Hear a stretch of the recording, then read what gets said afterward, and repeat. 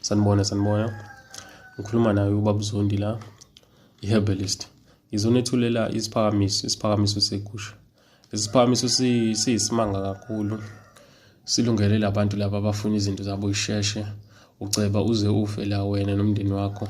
Kho ngisho nomuntu oyedwa ekhaya olimalayo kulesi siphakamiso.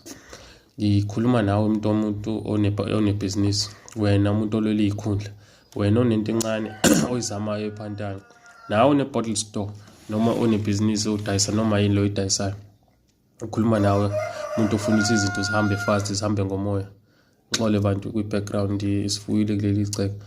Kodwa ngikhuluma nani bantu benkosi nifuna ukwenza izinto ngisho noma kuthiwa unemfuyo, ngisho noma kuthiwa unani. Le nto isebenzela wena, le nto idalelwe wena. Uyafika la siyakhulumisana kube nesivumelwano. If kulo 3 months engikunike wona le nto yami uthi hayi ayihlangananga kakhulu, kunesivumelwano esiba naso se-money back guaranteed.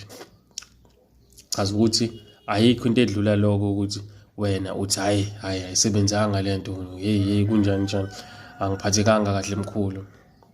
Ukulungisela mina into odinga ukuthi kulungisele yona, ungabi nankinga. Ngisho kuwe ke umuntu omdala, ngisho kuwe kehla. Wena sukumele phezulu le nto ubonane nami sikhulume sikukhuluma nawe wena nebhizinisi.